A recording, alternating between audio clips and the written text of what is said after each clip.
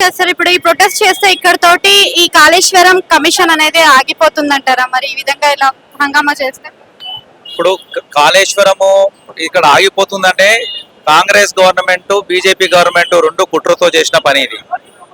ఏదో విధంగా కేసీఆర్ ని బదనాం చేయాలి. ఏదో విధంగా కేసీఆర్ ని బదనాం చేసి మళ్ళా బీజేపీ మళ్ళీ ఏం చేస్తుందో, మళ్ళీ రేవంత్ రెడ్డి బీజేపీ ఇద్దరు కలిసి దీన్ని మళ్ళీ వేరే కుట్ర చేస్తారు తప్ప ఆల్రెడీ సుప్రీంకోర్టు క్లియర్ కట్గా ఇచ్చింది. కాళేశ్వరం చాలా క్లీన్ ప్రాజెక్ట్ అనేది, దీనంత మంచి ప్రాజెక్ట్ ఏది లేదని చెప్పినాక అయినా కానీ వీళ్ళు ఏం చేస్తున్నారంటే కేసీఆర్ని ఏదో రకంగా బదలాం చేయాలి, జనాలను తప్పుదో పట్టియాలని. ఎన్ని కుట్రలు చేసినా ఏది చేసినా కాళేశ్వరం అనేది క్లీన్ ప్రాజెక్టు, దీనంత మంచి ప్రాజెక్టు, దీనంత ఈ భారతదేశంలో ఉన్నటువంటి ఇంత మంచి ప్రాజెక్ట్ ఇంకెక్కడ లేదు అనేది మొత్తం ప్రజలే బుద్ధి చెప్తారు, గవర్నమెంటే వెనుక తిరుగుతుంది.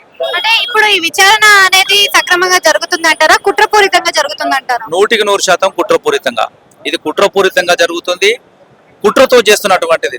ఈనాడు కేసీఆర్ అంటే జనాలలో తెలంగాణలో ఒక దేవుడు లాగా, తెలంగాణ ఒక బాపులాగా జనాలు ఆరాధిస్తుంటే కాంగ్రెస్ వాళ్ళు తట్టుకోలేక కుళ్ళుతోటి ఈ విధంగా కుట్రలు చేస్తున్నారు.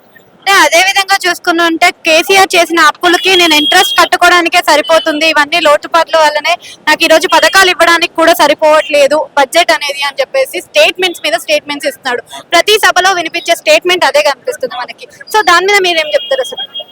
ఇవాళ తెలంగాణ ఒకటే రాష్ట్రం అప్పులో లేదు. భారతదేశంలో 29 రాష్ట్రాలలో తెలంగాణ 17వ స్థానంలో ఉంది. మనకన్నా ముందు అనేక రాష్ట్రాలు అప్పులలో ఉన్నాయి. మరి వాళ్ళు ఏమంటలేరే? అవన్నీ రాష్ట్రాలు అప్పులలో ఉన్నా కానీ వాళ్ళు అభివృద్ధి చేసుకుంటున్నారు.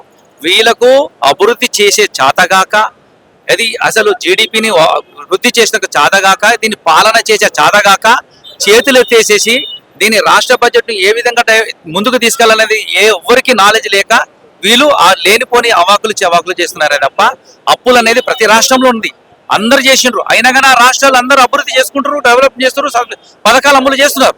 మరి ఈయనకు ఇచ్చిన పథకాలు, ఇచ్చినటువంటి 420 పథకాలలో ఏదొక్కటి చేయనీక చాతగాక కేసీఆర్ మీద లేనిపోని అనేది పని రుద్దుతున్నారు.